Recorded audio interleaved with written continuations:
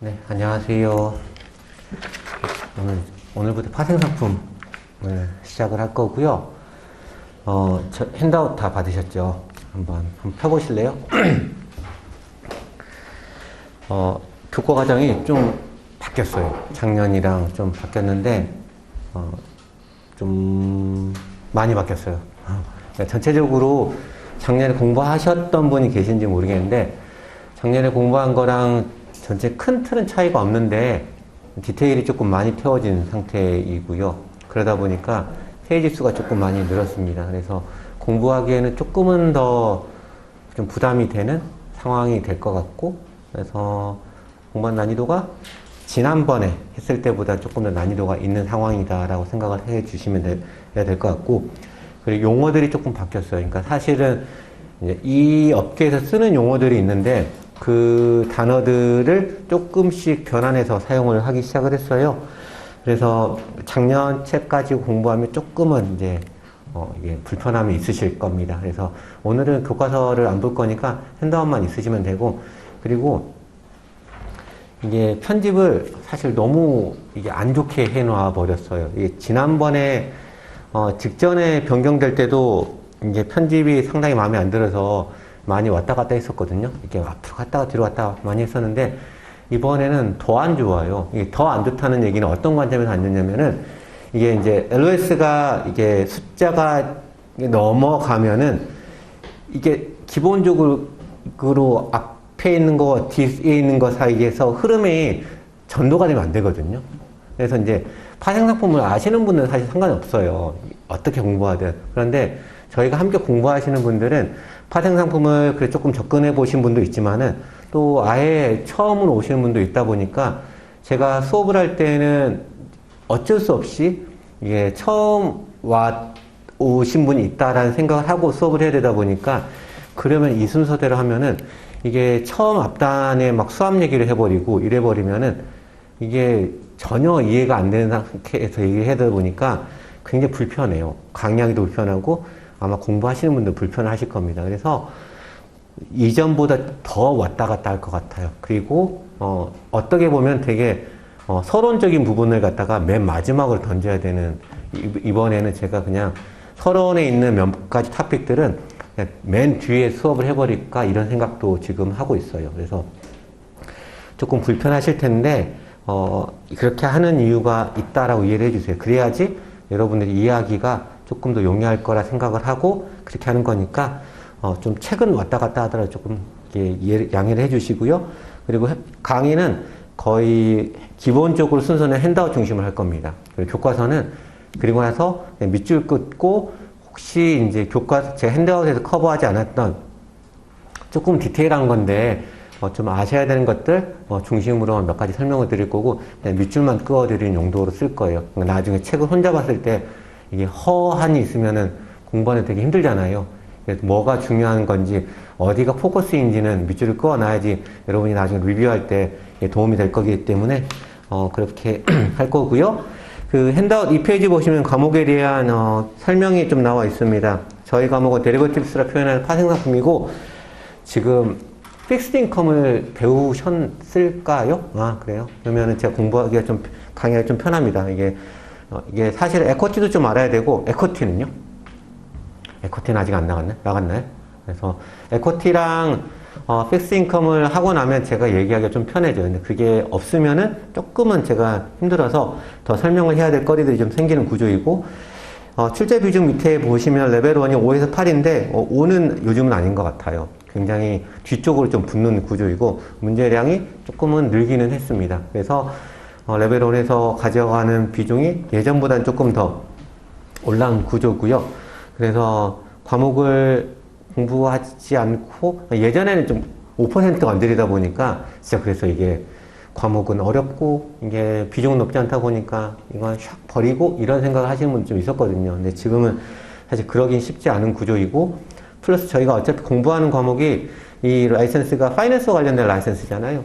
픽스드 인컴과 데리버티브스 에쿼티를 정복하지 않고서는 레벨 2, 3 넘어가기가 불가능해요. 그러니까 이제 이 과목들이 사실은 이 라이센스의 코어 과목이기 때문에 열심히 공부하시고, 레벨 2로 넘어가는 순간 과목의 난이도가 극강으로 안 좋아집니다. 그러니까 다른 과목들도 레벨 1과 레벨 2의 난이도 편차가 좀 있긴 한데 그 편차가 되게 심한 과목이 이 과목이에요. 사실은 파생상품은 어렵게 하려면 정말 밑도 끝도 없이 어렵게 만들어 버릴 수 있는 과목인데 레벨 1은 그 정도까지 보여주지는 않아요. 그래서 레벨 1에서 개념에 대한 정의가 굉장히 탄탄하게 만들어지지 않으면은 레벨 2에 가시면은 정말 과목 자체가 굉장히 꼴도 보기 싫을 정도로 어려워져 버려요. 그래서 레벨 1에서 잘 좀 정리하고 가시기를 부탁드리고, 그 다음에 저희가 총 4번이잖아요. 4번인데 과거 기준으로는 4번으로 어떻게든 끌어갔는데 아마 이번에는 4번으로 좀 불가능해 보여요. 그러니까 양 자체가 늘어버렸고 디테일이 태워졌다 보니까 설명을 해야 될 것들이 조금 더 많아졌고 칼큘레이션에 대한 어프로치도 조금 많아지다 보니까 설명을 해야 될 거리들이 좀 많아졌어요. 그래서 이제 아마 4번으로는 조금 어렵다 싶습니다. 그래서 그거는 제가 좀 해보면서 좀 마지막에 가면서 혹시 한 번 정도 이게 보강을 요청할 것 같고요. 호플리 한 번이어야 되는데 이게 뭐 2번까지 되진 않겠지만은 아무튼 그거 아무튼 해봐야지 좀 감이 올 것 같아요. 출제 경향은 적어도 레벨 1은 개념 문제가 훨씬 많습니다.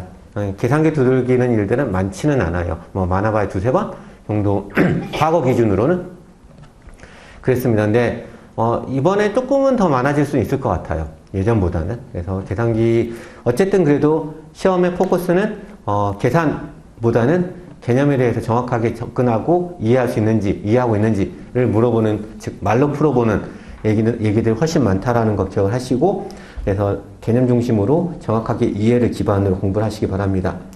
공부하는 방법들 나와 있는데 쇠저노트 중심으로 하시면 됩니다. 커리큘럼북 2북 봤잖아요.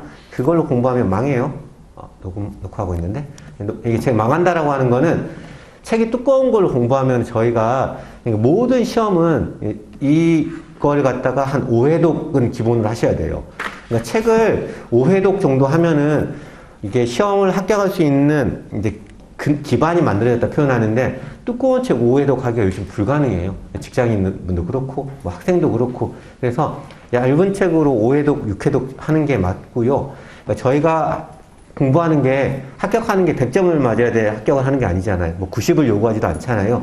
그렇기 때문에 70 정도만 가면은 거의 합격권이다 보니까 두꺼운 책으로 공부하는 거는 굉장히 비효율적입니다. 그래서 쇠저노트로 공부하시면 되고 이북에 있는 문제 정도 풀어보면은 충분하다고 봅니다. 공부 자체는 쇠저노트를 하시고요.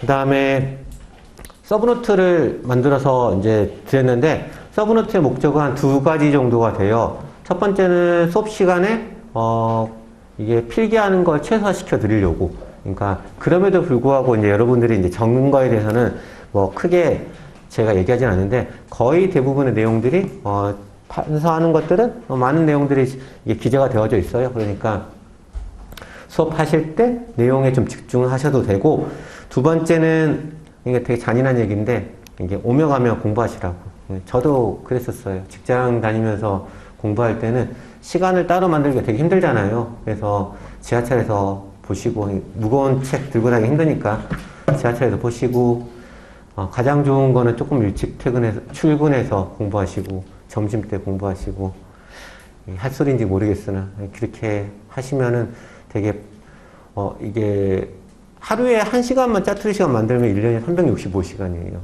이게 레벨 1이 요구하는 그 학습량이 700시간이던가? 아마 그 정도 요구할 거예요. 그런데 정말 하루에 1시간 1년 동안 만들어내는 게 사실 어마어마해요. 그렇기 때문에 이게 잘 짜투리 시간 활용하시라고 나눠드렸으니까 잘 활용하시길 바랍니다. 여기까지 이제 첫 시간이다 보니까 과목에 대한 소개를 드렸고, 이제 본격적으로 수업을 해보도록 하겠습니다. 자, 페이지를 한번 넘겨볼까요? 토픽 1에 데리버티브 마켓은 데리버티브 인스트루먼트인데 페이지를 한번 넘겨보도록 할게요. 4페이지 보도록 할게요. 저희가 이제 공부하는 거는 주로 파생상품에 대한 시장, 그리고 파생상품에 대한 그 안에서 거래되는 상품들에 대해서 공부를 할 겁니다. 이 파생상품은 금융상품의 일부예요. 이 금융상품이 뭐냐면요. 금융이라는 시장에서 사고 파는 프로덕트를 갖다가 저희가 보통 금융상품이라고 표현합니다.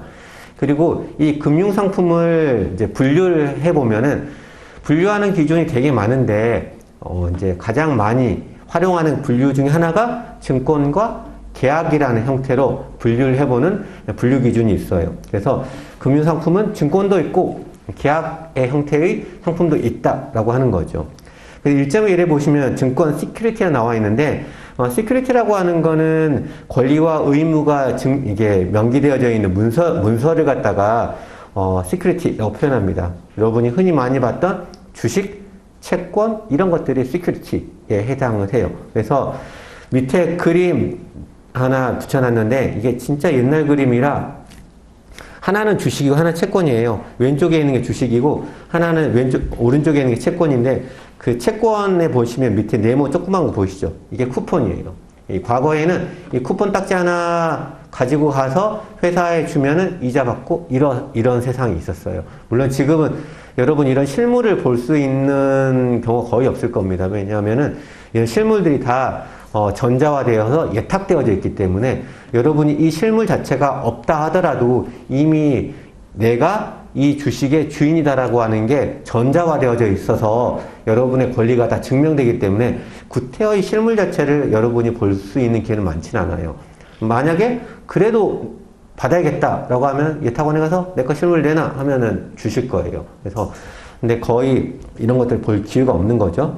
그래서 증권이 주식과 채권 등 이런 것들을 표현하는데, 이 증권을 갖다 또 다른 말로 뭐라 표현하냐면요. 옆에 두 번째 점에 옆에 있는 것처럼 전통적인 금융상품이라고 표현도 합니다. 오래됐거든요. 주식의 기본으로 넘어가 보면은 예전에 역사에서 세계사에서 배웠던 동인도 회사까지 거슬러 올라가요.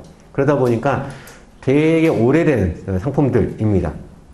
그리고 이 증권과 관련돼서는 여러분 픽스 인컴에서 공부할 거고 또 에코티에서 공부할 거예요. 그래서 저희 토픽은 아닌 거고, 저희가 공부할 거는 1.2에 나와 있는 계약의 형태 또는 계약서의 형태로 존재하는 금융상품을 공부하게 될 겁니다. 계약서의 형태로 존재하는 대표적인 금융상품이 뭐냐면요. 사실은 보험계약이에요.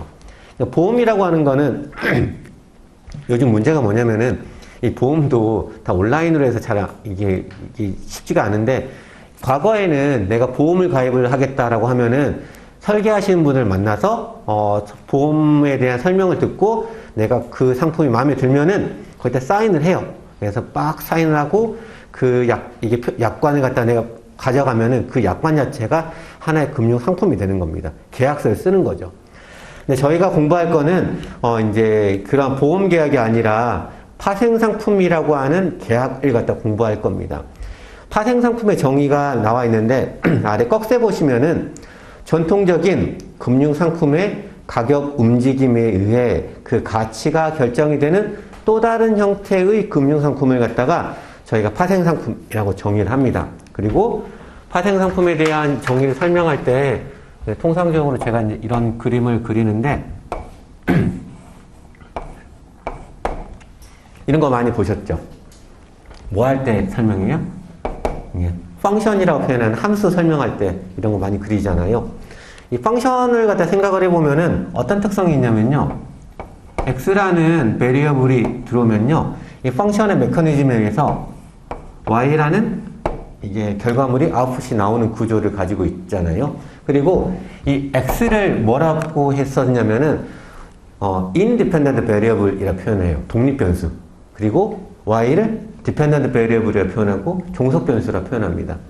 왜 얘가 종속이냐면요. x라는 값에 의해서 얘는 x라는 값이 변동하면은 y는 거기에 따라서 값이 변한 특성들을 가지고 있잖아요. 그래서 이 y라는 베리어블은 x라는 베리어블 그리고 이 펑션에 의해서 디펜딩한 특성들을 가지고 있기 때문에 디펜던트 베리어블이라 표현합니다.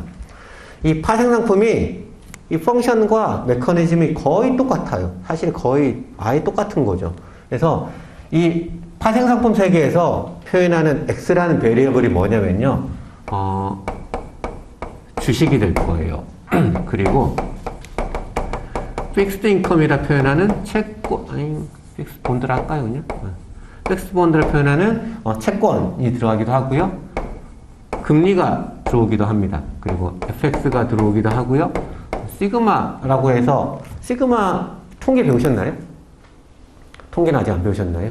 시그마 보통 이제 표준편차라 표현하잖아요. 표준편차라 표현하고 금융에서는 위험이라고 해석을 하죠. 그 다음에 또 뭐가 있을까나, 크레딧도 있지. 크레딧. 또, 이런 것들이, 독립변수가 되어질 겁니다. 즉, 독립변수가 된다라고 하는 거는 얘네들은, 독립적으로 주어질 거고요. 이 독립적으로 주어지는 값이 변동하게 되면은,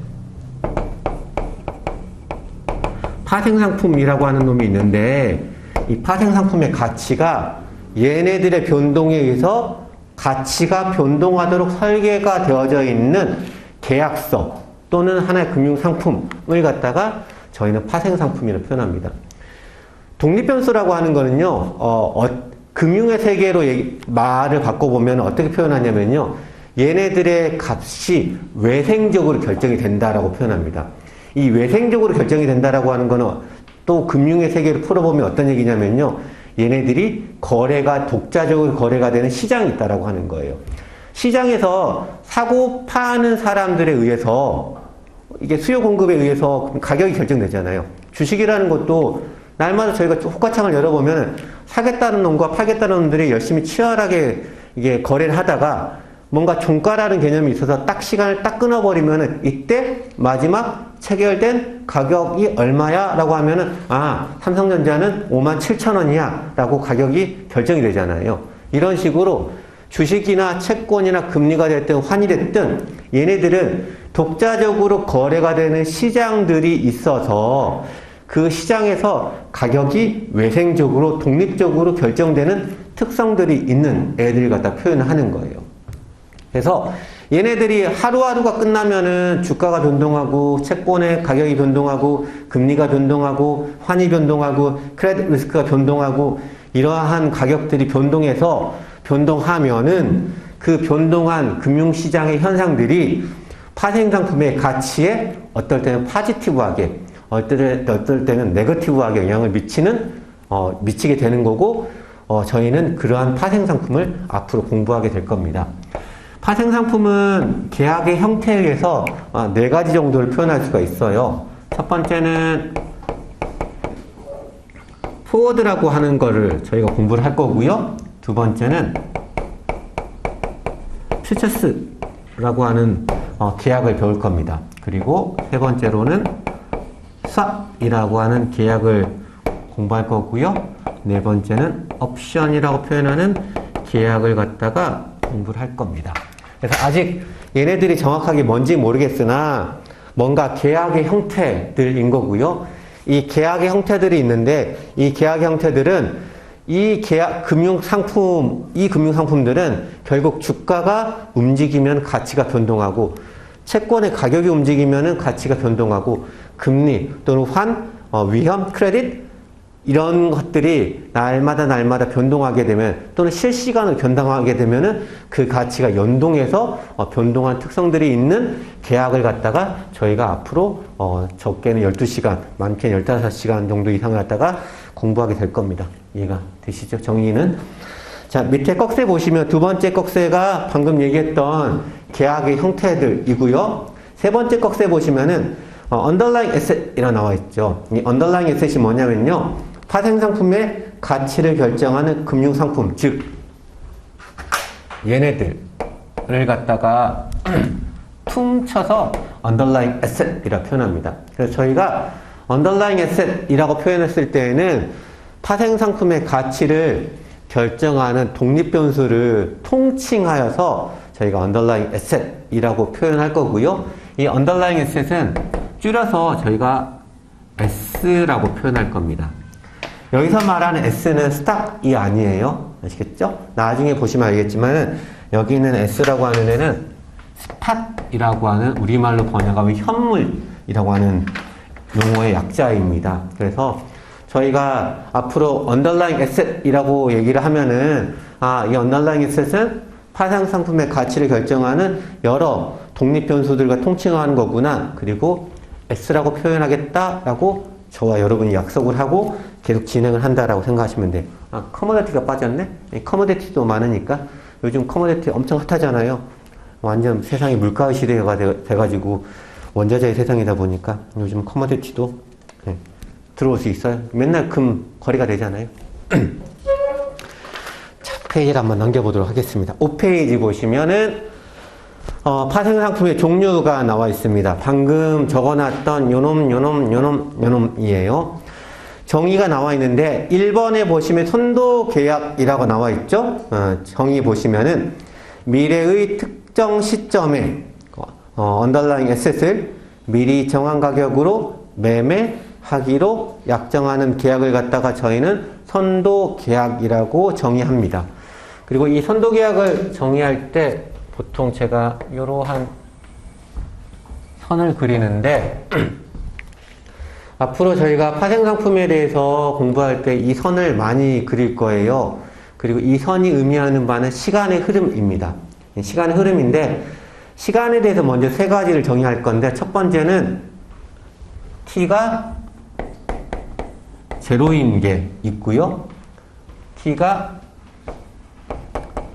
라지 t인 게 있습니다. 그리고 t가 스몰 t가 있어요. 저는 보통 많은 교과서들이 시간에 대해서 이렇게 세 가지 정도로 표현합니다.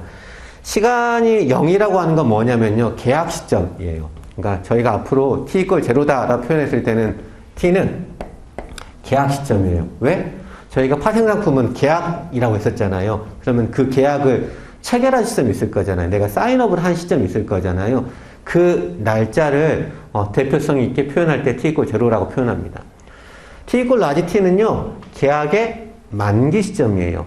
계약을 썼을 때는 계약이 뭐 정말 예외적으로 만기가 없는 영구적인 계약이 있을 수도 있지만은 거의 99.9%의 계약은 만기라는 게 있어요. 그래서 계약을 체결하는 시점, 이 계약의 효력이 끝나는 시점이 있을 건데 그 끝나는 시점을 타겟팅해서 t 이퀄 라지 t라고 표현하고요. t 이퀄 스몰 t라고 하는 거는 계약과 계약의 만료 시점 사이에 있는 이미 현재 시점을 표현합니다. 즉, 내가 지금 이 시점에 있다라고 하는 거예요. 체결을 했는데, 시간이 이만큼 흘렀어? 라고 표현하고 싶을 때, 스몰 t를 쓸 겁니다. 그럼 이런 것도 가능해요. 이런 것도 가능해요. 그쵸? 내가 지금 어디 있어요? 계약 시점에 있다라고 하는 거예요. 이해가 되시죠? 이런 것도 가능하겠죠? 그렇죠. 제가 계약의 만기 시점이 있다라고 하는 거예요. 그래서 이런 식으로 시간에 대해서 이렇게 세 가지를 앞으로 활용을 하도록 할 테니까 시간에 대해서 이제 이게 노테이션 나오면은 저렇게 쓰는구나 하고 이제 약속을 하고 쓴다 생각을 하시면 돼요. 자, 그리고 다시 정의로 넘어가 보면은 선도계약의 정의에 보면은 미래의 특정 시점 A라고 나와 있잖아요. 얘가 어디냐면요, 요 시점이에요. 계약의 만기 시점을 표현하는 겁니다. 그 다음에 언더라잉 에셋을 미리 정한 가격으로 가격을 정할 건데 언제 정할 거냐면요, 여기 계약 시점을 정할 거예요. 그래서 미리 정한다라고 했을 때 그 정하는 시점은 계약 시점을 표현을 하는 거예요. 매매하기로 약정하는 계약, 즉 사거나 팔기로 약정하는 계약이에요. 계약은 혼자서 체결할 수가 없어요. 나 혼자 사인하고 해봐야 그게 무슨 의미가 있어요. 반드시 거래 상대방이 있을 거잖아요. 거래 상대방이 있는데 언더라잉 에셋, 예를 들어 삼성전자 주식이 있다 생각을 해봐요. 삼성전자 주식이 하나가 있는데 내가 이 삼성전자 주식을 1년 후에 사기로 약정을 했다라고 생각을 해봐요. 자, A라는 사람과 B라는 사람이 만나서 계약서를 체결하는데, 그리고 언더라잉 에셋은 삼성전자 주식이에요. 이 주식 한 주를 사기로 할 건데 지금 사면 에코티가 되는 거고, 지금 당장 사는 게 아니라 만나긴 지금 만났어요. 만났는데 사거나 내가 언제 살 거냐면요, 1년 후에 주식을 갖다가 사기로 약정하는 거예요. 누구랑? 여기 B라는 사람과. 그러면은 내가 1년 후에 주식을 살 건데 가격을 정해버려요. 언제? 계약 시점에. 예를 들어서 오늘 삼성전자 주가 얼마지? 5만 얼마지? 예를 들어 5만 7천 원이었다 라고 하면은 지금 얘가 5만 7천 원인데 내가 1년 후에 주식을 살 거예요. 얼마에 살까? B랑 이렇게 계약서를 체결해야 되잖아요. 그런데 오늘 종가라 사면 느낌이 좀 이상하잖아요. 뭔가 좀 어색하잖아요. 그쵸? 내가 1년 후에 살 건데 지금 가격을 사거나 팔자라고 하면은 뭔가 느낌이 쎄하잖아요. 이 가격은 아니겠죠. 그쵸? 그래서 나중에 이제 배울 거고, 그래서 이 가격이 아닌, 현재 가격이 아닌 뭔가 다른 가격으로 사거나 팔 건데 그 가격을요, 미리 이렇게 정해버려요. 요때. 이거 정하는 방법은 나중에 배울 겁니다. 다음 시간 정도에. 어떻게 사거나 파는 가격을 정할지는 나중에 배울 건데, 그 모델에 의해서 가격을 결정을 하고 미리 정해버리는 거예요. 그러면은 시간이 1년이 뚱 지나면, 예를 들어서 얘가 5만 8천 원이었다 라고 하면은 시간이 지나서 1년이 딱 지났어요. 그러면 이때의 삼성전자 주식은 5만 8천 원이 아닐 가능성이 99.9%일 거잖아요. 저거보다 높을 수도 있고 떨어질 수도 있는 거잖아요. 예를 들어 얘가 7만 원이 됐다. 엄청 기분이 해피하겠지? 왜? 저희는 사기로 약정했으니까. 그러면은 제가 사기로 약정을 했으니까 저는 1년 후에요, 삼성전자 주식을 5만 8천 원에 살 수가 있어요. 7만 원짜리를. 그럼 이익이 났겠네요. 반대로 금융위기가 되게 심해져서 진짜 러시아가 전쟁을 격하게 할지 모르겠지만은 4만 원이 됐다라고 하면은 눈물 나겠죠. 이때 그냥 주식을 사면은 4만 원에 살 수 있었는데 제가 5만 8천 원에 사기로 약정했기 때문에 반드시 이때 사기로 약정 가격으로 1년 후에 사야만 하는 특성을 가지고 있는 거예요. 이해가 되시나요? 이런 걸 갖다 포워드라 표현합니다. 생각보다 별거 아니에요. 그쵸? 개념상으로는. 물론 이제, 공부하다 보면은 이제 괴롭겠지만은, 개념상으로는 되게 어려운 게 아니에요. 그쵸? 자, 그래서 다시 1번에 보시면 선도계약은 미래 특정 시점에 언더라잉 에셋을 미리 정한 가격으로 매매하기로 약정하는 계약. 무슨 말인지 이해가 되시죠? 자, 2번 보도록 하겠습니다. 퓨처스 컨트랙이라고 해서 선물이라고 표현합니다. 이 선물은 정의를 보시면은 미래 특정 시점에 언더라잉 에셋을 미리 정한 가격으로 매매하기로 약정하는 계약. 똑같죠? 포워드랑. 네, 똑같아요. 밑에 보시면 다만이라고 나와 있는데 계약의 조건이 표준화가 되어 있어서 거래소에서 거래가 되는 형태를 갖다가 선물이라고 표현합니다. 그래서 여러분은 지금은 다른 건 아실 필요 없고 선물이라고 하는 거는 선도계약과 똑같다라고 알고 계시면 되고요. 다만 뭔가 표준화가 되어져 있는 포워드의 표준화된 상태이다라고만 알고 계시면 됩니다. 아시겠죠? 3번에 보시면 수합계약이라고 나와 있습니다. 정의를 보시면은 거래 당사자 간, 여기서 말한 거래 당사자 간은 계약 당사자예요.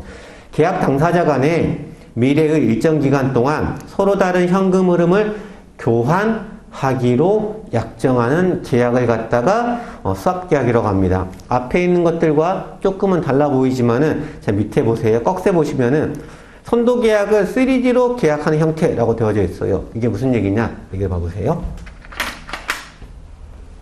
방금 저희가 선도계약이라고 하는 거는 미래 특정 시점에 언더라잉 에셋을 미리 정한 가격으로 사거나 팔기로 약정하는 계약이라 했었잖아요. 그러면은 계약을 체결하고 나서요, 1년 후가 딱 되면은 실질적으로 매매가 발생할 겁니다.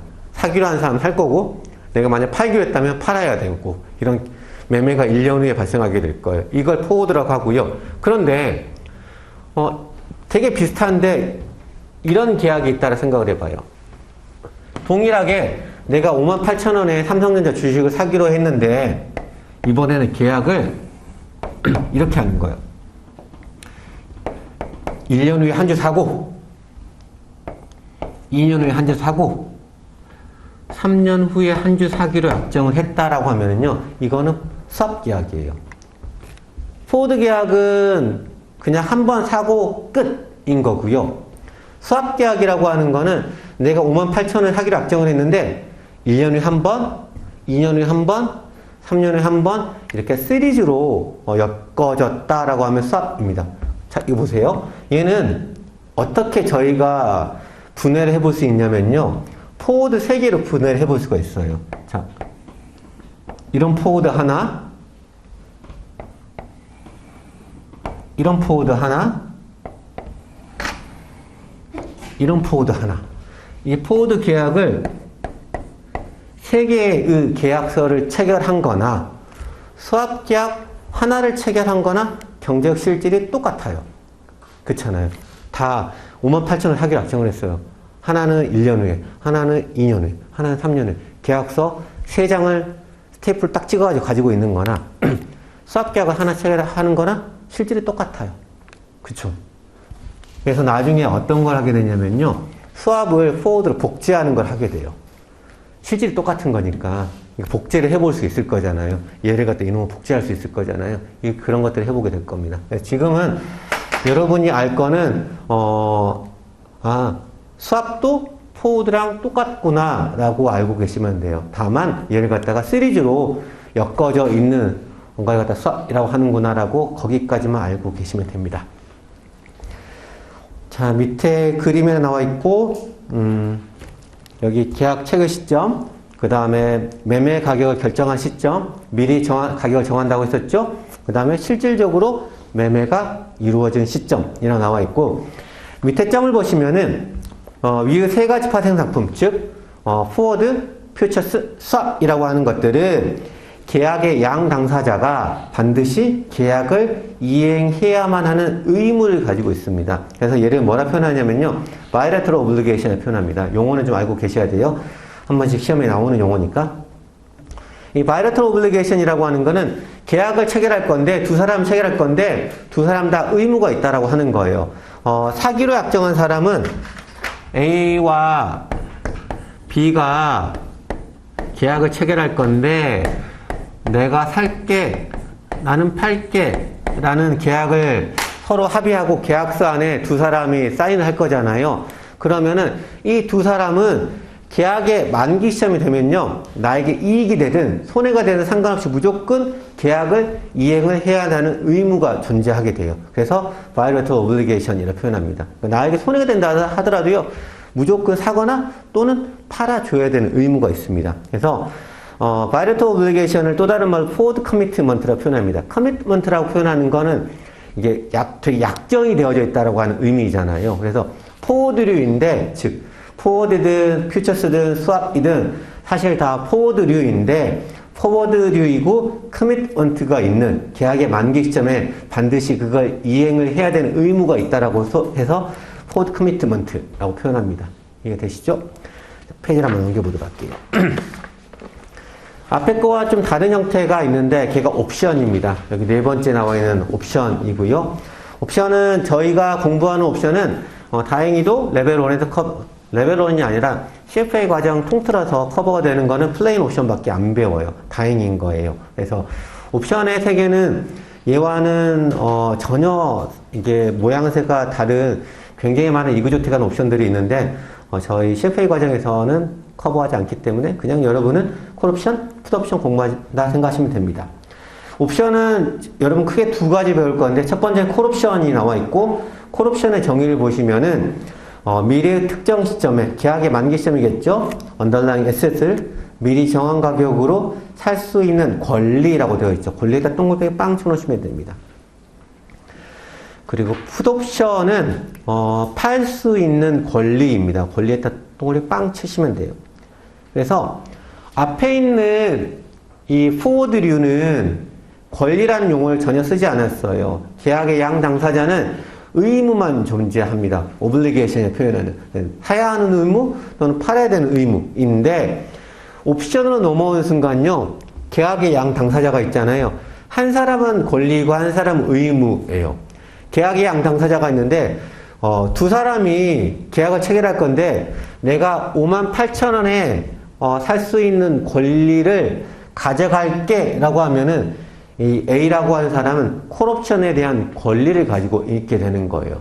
그런 B는 권리가 없어요. 이 B라는 애는요, 얘가 권리 행사하잖아요. 거기에 반드시 응해야 되는 의무만 존재하게 돼요. 그래서 나중에 보시면 알겠지만요, 옵션이라고 하는 거는 계약 시점에 돈이 흘러가요. A가 내가 살 수 있는 권리를 취득하기 위해서요, B라는 사람에게, 내 거래의 상대방에게 계약 시점에 돈을 이렇게 띠리릭 줘요. 내가 돈 줬으니까 계약의 만기 시점에 내가 58,000원에 사겠다라고 하면 너는 반드시 거기에 응해줘야 돼. 이런 계약을 체결하는 거예요. 7만 원이 되면 A는 행사하겠죠? 그쵸? 4만 원이 되면 A는 행사하지 않아도 돼요. 나의 권리이니까. 이해가 되시나요? 그 권리는 내가 계약 시점에 돈을 줬기 때문에 존재하는 거예요. 그러면은 포워드로 잠깐 넘어가 보면은 포워드는 계약 시점에 돈이 왔다 갔다 하지가 않아요. 돈이 왔다 갔다 하지 않습니다. 포워드류에서는. 이거는 나중에 설명드릴 거예요. 어쨌든 서로 간에 돈이 넘나든 게 없기 때문에 그 누구도 권리를 주장할 수가 없게 되는 거예요. 근데 옵션으로 넘어오는 순간 두 사람의 계약을 체결하는데 한 사람이 다른 상대방에게 내가 돈을 줬기 때문에 나는 권리를 취득한 거야. B는 돈을 받고 너가 권리 행사하면 내가 응해줄게 이렇게 되는 거예요. 그러면 B 입장에서는요. 언제 가장 해피하냐면요. A라는 사람이 권리를 행사하지 않을 때 가장 하게 돼요. 그냥 계약 시점에 돈 받고 딱 끝나버리는 게 B 입장에서는 가장 해피한 케이스가 되는 거예요. 얘가 행사하는 순간 얘는 뭔가 손해가 와장창창창창 나는 구조입니다. 나중에 더 디테일하게 할 거예요.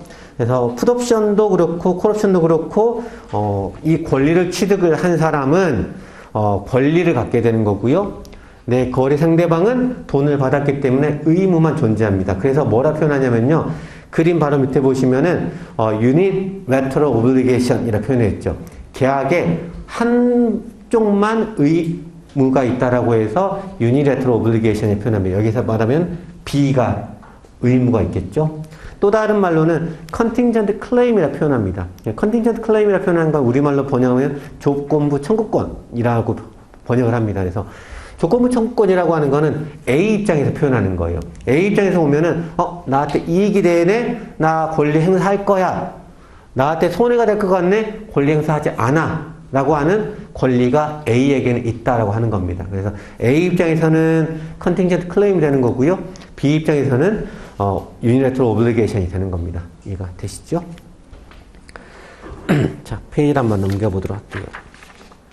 그리고 나서 이제 저희 교과서에 CDS라는 상품을 갖다가 요 얘기를 하면서 잠깐 언급을 해서 조금 설명을 좀 드려야 됩니다. 3번에 보시면은 신용파생 상품이라는 게 나와 있는데 신용파생 상품이라고 하는 건 어떻게 나오냐면요. 여기에서 튀어나와요. 이 파생 상품을 계약의 형태로 보면 포워드, 퓨처스, 스왑, 옵션으로 분류를 하고요. 이 파생 상품을 underlying asset로 구분을 하면 또 얘를 갖다 신용 파생 상품, 그다음에 주식 파생 상품, 이자율 파생 상품 이런 식으로 나눕니다. 아니면 이 분류대로 그대로 가져가면 여기서 또 세 분류를 시킬 수가 있어요. 포워드인데 underlying asset이 주식이면 equity forward라 표현을 하고요. 포워드인데 underlying asset이 fixed income이라고 하면은 bond forward라 표현하고요. 포워드인데 underlying asset이 금리이면요, IR forward 또는 FRA라고 표현하고요. 포워드인데 underlying asset이 FX이면은 FX forward라 표현합니다. 그리고 지금 나오고 있는 거는 예를 들어 포워드인데 underlying asset이 credit이거나 퓨처스인데 underlying asset이 퓨처스 credit이거나 그 다음에 swap인데 underlying asset이 credit이거나 이런 상품을 갖다가 다 통칭해서 크레딧 데리버티브스로 표현합니다. 이거 되시죠? 그래서 파생 상품인데 underlying asset이 크레딧인 파생 상품을 갖다가 저희는 신용 파생 상품이라고 하고요. 그리고 나서 크레딧의 정의를 잠깐 논해야죠. 크레딧이 뭐예요? 우리말로 번역하면 크레딧은 부도 위험 같은 걸 이제 크레딧이라고 하죠. 그래서 크레딧 스프레드라고 배우셨죠? 채권에서. 크레딧 스프레드라고 하는 거는 내가 가지고 있는 채권이 국고채와 일드 갭이 얼마나 나는지를 갖다 측정하는 게 크레딧 스프레드인 거잖아요. 당연히 만기는 매칭을 시켜야겠죠. 그러면 이 크레딧 스프레드가 측정하고자 하는 매저는 뭐예요? 내가 크레딧 스프레드를 측정해서 크레딧 스프레드가 높아졌다라고 하면 우리는 뭐라고 표현해요? 그거를 부도 위험이 커졌다라고 표현하고, 크레딧 스프레드가 작아졌다라고 하면은 부도 위험이 축소되었다라고 표현합니다. 그쵸? 채권을 저희가 투자한다라고 했을 때 채권을 투자하는 사람들이 가져가는 리스크가 크게는 두 가지가 있잖아요. 그쵸? 첫 번째는 채권 투자하는 사람들이 가장 염려하는 리스크, 주된 리스크가 뭐예요? 네, 디폴트 리스크이죠. 그게 메인이죠. 자, 디폴트 리스크가 해지가 되었다라고 하면은 두 번째 위험은 뭐예요? 금리 위험이죠. 금리가 어떻게 될까봐? 금리가 네, 기본적으로는 올라갈까봐. 금리가 올라가면 채권 가격이 떨어질 거잖아요. 그쵸?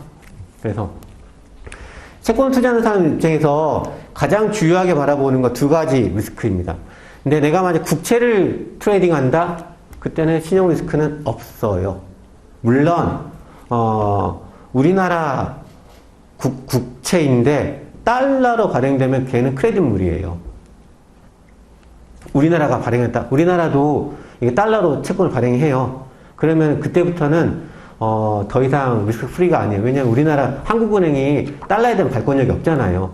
그건 우리나라 정부가 그러니까 외화로 상환을 해야 되면 결국 달러를 사와가지고 상환을 해야 되는데, 나라가 망하면 안 되는데? 망하기 직전이면은 워낙 이만큼 갖다 준다고 달러 안 바꿔줄 거잖아요. 왜 우리 예전에 그런 거 많이 보잖아요. 막 돈 이따시만 가져가면은 감자 이만큼 주고 이런 거 봤잖아요. 그러니까 달러에 대한 발권력이 없기 때문에 아무리 국가라 하더라도 자국 통화가 아니라 이게 이종 통화로 발행하는 것들은 더 이상 리스크 프리는 아니에요. 그러니까 글로벌리 유일한 이게 리스크 프리는 US 트레저리라고 지금 생각할 수밖에 없기는 해요. 그래서 국채를 투자했을 때는 크레딧 리스크에 대해서는 사실은 논외입니다. 그런데 우리가 채권을 트레이딩 할 때 꼭 국채만 투자하는 거 아니잖아요. 회사채 투자하고 MBS 투자하고 여러 가지 구조화 채권도 투자하고 여러 가지 채권들 투자하잖아요. 그러면은 그 채권을 발행한 이슈어 리스크가 있을 거잖아요. 그 이슈어 리스크가 크레딧인데 그 크레딧을 언더라잉 에셋으로 하는 파생상품이다라고 하는 겁니다. 자, 첫 번째 점에 보시면은 신용 파생상품은 파생상품의 언더라잉 에셋이 채권 등에 내재가 되어 있는 크레딧 리스크를 갖다가 언더라잉 에셋으로 한다라고 하는 거예요. 그리고 이 크레딧 리스크는 대표적인 크레딧 리스크는 여러분이 가장 신용 리스크 중에서 가장 극단치는 디폴트이죠. 디폴트보다는 좀 덜한 게 채권 등급의 하향이지요. 그쵸? 채권 등급이 하향되기도 하잖아요. 발행했을 때는 트리플 A를 발행했는데 이 회사가 더블 A가 될 수 있잖아요. 그러면은 얘는 신용 이벤트예요. 신용 리스크 확대가 된 거예요. 그 채권 중에서 투자 적격이랑 투자 부적격을 갖다가 나누는 기준점이 뭐였었죠? 어느 등급이죠? 네, 트리플 B잖아요. 그래서 트리플 B를 기준으로요. 위아래는 천국과 지옥이에요. 주식보다 더 움직여요. 주식은 마탱이 가겠구나. 어쨌든 주식만큼 움직여요. 그래서 정말 채권의 세계에서도 트리플 A를 기준으로 해서 만약에 트리플 A인데 더블 B로 내려왔다. 가격이 어마어마하게 떨어져요. 그래서 저희 그쪽을 갖다가 정크본드라고도 표현하잖아요. 그만큼 사실은 신용 위험이 안 좋다 보니까 정크라고 표현할 만큼 안 좋습니다. 하이힐드라고 표현하기도 하고요. 그래서 이렇게 신용 등급이 하향되기도 하고요. 또는 신용 등급까지는 하향되지 않는다 하더라도 크레딧 스프레드가 확대가 되는 것도 신용 리스크예요. 이런 것들을 다 언더라잉 에셋으로 한다라고 하는 겁니다. 저희가 교과서에 CDS라는 걸 잠깐 소개하는데 이 CDS라고 하는 거는 이런 겁니다. 요즘 많이들 다 아셔서 여러분이 채권을 운용하는 이게 펀드 매니저라고 가정을 한번 해볼게요. 이게 펀드 매니저가 에코티를 이게 운용하기도 하고요. 그다음에 이제 또 채권을 운용하는 분들 되게 많죠. 채권형 펀드를 운용을 하고 있다라고 하면요, 이 펀드 매니저는 요 안에 자금을 이게 쩐주들에게 이게 수신을 하면은 그 돈을 가지고 채권을 가지고 이렇게 포트폴리오를 갖다 구축을 해줄 겁니다. 펀드 매니저이기 때문에 특정 종목에 몰빵을 하거나 그러진 않을 거예요. 여러 채권들 갖다가 보통 이제 국내 같은 경우에는 채권은 보통 20-30개? 많으면 40개까지 가기도 하는데 보통 20-30개 정도로 채권을 갖다가 포트폴리오 구축을 해요. 자, 그러면은 네, 포트폴리오 구축을 했는데 그 중에 하나가 이렇게 있다라는 생각을 해봐요. 요즘 신용위험 안 좋은 회사가 뭐가 있지? 제 입으로 차마 말하기는 녹음이 되니까 안 될 것 같고, 좀 회사 중에 좀 상태가 조금 안 좋아지고 있는 회사 생각나는 거 있으세요? 좀 주식 시장이 막 되게 안 좋으면서 부도의 위험이 점증하고 있다. 이런 회사들 기억나는 거 있어요? 기억이 안 나나요? 두산이요? 제가 한 거 아니에요? 이게 두산이 사실은 그룹사 리스크가 되게 많았었어요. 예전보다는 그래도 제가 보는 관점에서 예전보다 진짜 많이 좋아진 것 같아요. 그 두산인프라코어 매각하면서 되게 돈이 많이 들어왔기 때문에. 그래서 D그룹이라고, D사라고 한번 해볼게요.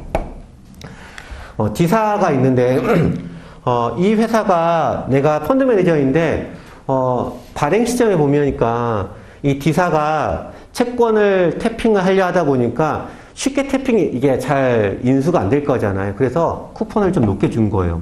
8% 줄게, 내 채권 좀 매수해줘 라고 발행 시장을 태핑하면은 그래도 하이힐드를 전문적으로 타겟팅하는 펀드들 되게 많아요. 일리가 높잖아요. 요즘 8% 막 나오는구나. 그러니까 한 2, 3년 전만 하더라도 어디 가서 8%짜리 구해요. 금리 다 1, 2%면은 2% 넘어가면 오히려 고금리라고 했던 시대인데, 근데 하이힐드 시장은 보통 5, 6에서 시작을 해요. 그러면은 일반적인 채권보다 훨씬 일드가 높기 때문에 되게 매력적이잖아요. 부도만 나지 않는다 생각하면은, 만기 보유하면은 되게 매력적이잖아요. 그래서 이런 것들도 시장이 좋을 때는 이런 것들도 발행 시장에서 다 받아주기도 합니다. 그래서 발행을 했는데, 이 매니저가 열심히 기업을 분석을 하다 보니까, 안 좋아질 것 같은 예상이 드는 거예요. 그러니까 시장에서 아직 얘기는 하지 않는데, 보통 매니저들은 대부분 본인들이 이게 매수한 종목들에 대해서는 지속적으로 펀더멘털 분석을 하니까 이 종목이 앞으로 1년 동안, 2년 동안 안 좋을 것 같은 예상이 드는 거예요. 부도 위험이 점증할 것 같은 느낌이 드는 거예요. 자, 그러면 이 매니저 입장에서 할 수 있는 방법은 첫 번째, 채권 매각을 하면 돼요. 그러면은 만약에 정말 이 D사가 극단적으로 채권 등급이 막 엄청나게 강등이 된다 하더라도 내 펀드의 기준가는 전혀 변동이 없어요. 왜? 이미 얘를 드러내버렸기 때문에. 그럴 거잖아요. 그런데 시장이 소리가 스물스물 나요.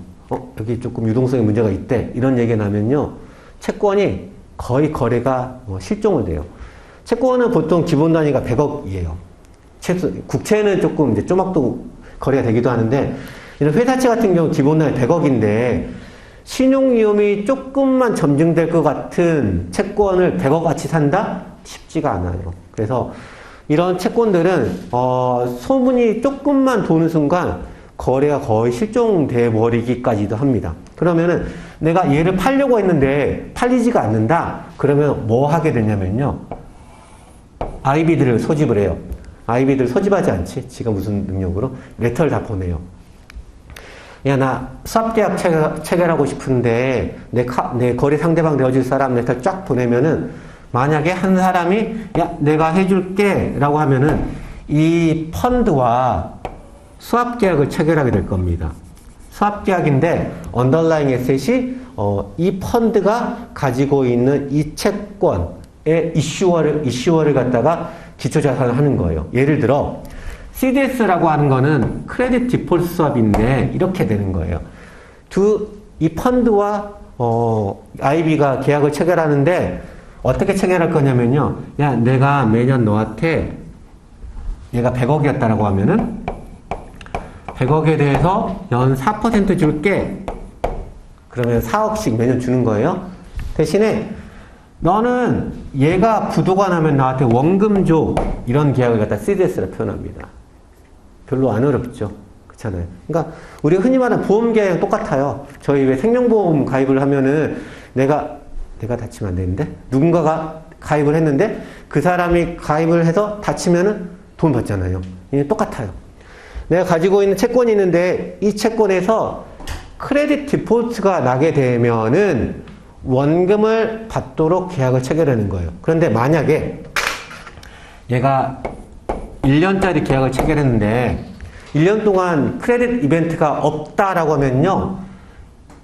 얘는 얘한테 돈만 주고요. 받을 게 아무것도 없이 끝나버려요. 이해가 되시나요? 이 펀드는요, B로부터 언제 뭔가를 받을 수 있냐면요, 이 크레딧 디폴트라는 이벤트가 빵 터져야지 원금을 받을 수 있게 되는 겁니다. 이 얘기를 왜 하냐면은 저희가 포워드라고 류에서는요, 원래 포워드류에서는 주거니 받거니 해요. 내가 사기로 약정했기 때문에 내가 사고 돈 주고 왔다. 서로 간에 캐시플로우 주거니 받거니 주거니 받거니 주거니 받거니 이루어집니다. 그런데 CDS라고 하는 거는 수합이에요. 수합임에도 불구하고 크레딧을 언더라잉 에셋으로 하면요, 주거니 받거니 주거니 받거니가 아니에요. 그냥 원사이드로 주고 끝날 수도 있어요. 내가 받고자 하면은 뭔가 이벤트가 터져야 돼요. 그게 컨팅전트 클레임과 속성이 되게 비슷하다라고 책들이 주장을 하는 겁니다. 옵션으로 다시 넘어와 보면은, 옵션이라고 하면은 컨팅전트 클레임인데 내가 이익이 될 때 그 권리를 행사하는 특성을 가지고 있다라고 해서 컨팅전트 클레임이라고 합니다. 그런데 이 수합 중에서 크레딧을 언더라잉 에셋으로 하는 수합인 CDS 같은 것들은 수합임에도 불구하고 컨팅전트 클레임의 특성이 있다라고 표현을 하는 거예요. 계약 자체의 특성상. 이해가 되시나요? 그래서 시험에 간혹가다 한 번씩 나오는 문구예요. 그래서 크레딧 데리버티브스는, 특히 CDS는 수합임에도 불구하고 컨팅전트 클레임이다. 의 특성을 가지고 있다라는 걸 갖다가 기억하시면 됩니다. 이해가 되시죠? 저희 교과서에 용어가 나왔으니까 그 CDS에서 언더라잉 에셋을 갖다가 이 D를 갖다가 뭐라 표현하냐면요, 레퍼런스 엔티티라고 표현합니다. 내가 이 돈을 받을지 안 받을지를 얘를 참조하는 대상이 된다라고 해서 레퍼런스 엔티티라고 표현합니다. 그래서 그 용어를 좀 기억하시고요. 이 펀드 매니저, 이 회사는요, 프로텍션에 대해서는 바이어가 될 겁니다. 보험을 매수한 거랑 똑같잖아요. 이 B는요, 프로텍션에 대해서는 셀러가 될 겁니다. 보험을 판매하고 대신에 매년 4% 이익을 얻는 거예요. 여기까지 이해가 되시죠? 하나만 더 해봅시다. 어차피 분위기가 조금 괜찮아서. 자, 보세요. 이 펀드 매니저 입장에서는요, 내가 처음에는 D그룹에 채권을 샀잖아요. 그러면 이 채권을 사는 순간 이 펀드 매니저가 지는 크레딧 리스크는 이 D사의 이슈어 리스크를 갖다가 가지고 있는 거잖아요. 그런데 여기에다가 CDS를 갖다 붙여버린 거잖아요. 붙이면은 이 두 개를 같이 결합해서 가지고 있는 거잖아요. 그러니까 A 입장에서 얘를 판 게 아니잖아요. 그대로 가지고 있는데 이 회사가 부도가 날까 봐서 CDS 계약을 하나 더 붙여버린 거잖아요. 그러면은 이 두 개를 가지고 있으면 어떻게 되냐면요, 이 펀드 매니저가 짊어지는 신용위험은 D사에서 B로 바뀌어버려요. 실질적으로 부도가 난다 하더라도 얘한테 받아오면 되는 거잖아요, 원금을. 그러면은 이 펀드 매니저는요, 내가 감내하는 이슈어 리스크를 D사에서 저기 있는 IBB로 바꿔버리는 구조를 바꿔버릴 수 있어요. 그리고 나중에 또 얘도 나오겠지만 여기엔 대부분의 담보가 붙기 때문에, 컬레터럴이 붙기 때문에 보통 수합계약은요, 무위험이에요. 보통 무위험이라고 표현합니다. 그러면은 이 수합 채권에다가 CDS를 붙이는 순간요, 얘는 리스크 프리가 될 거예요. 여기까지도 동의가 되시나요? 동의가 되죠? 그러면요, 어디까지도 확장시킬 수 있냐면요, 이 4%가 어떻게 결정이 될까를 고민을 해보면은 이렇게 결정할 수 있어요. 만약에 우리 국채 금리 지금 오늘도 보면은 국채 1년물이 몇 %다 이런 거 알잖아요. 그렇잖아요. 예를 들어 얘가 4%다 라고 하면은요, 그리고 이 채권이 8%다 라고 하면 CDS는 4%여야만 해요. 왜? 이 두 개를 가지고 있는 거는 국채랑 똑같은 거잖아요. 그래서 얘의 국채를 가지고 있는 일드나 크레딧 채권을 가지고 있고 CDS를 붙인 거나 두 개가 또이또이가 돼야 되다 보니까 얘는 4% 이하만 해요. 그래서 이 IB가 이 보험료 책정할 거잖아요. 그러면 저기는 채권의 일도 보고 오늘 채권 시장의 일도 보고 나한테 이 정도 줘야 될 것 같은데 라고 얘기를 하겠지요. 이해가 되시나요?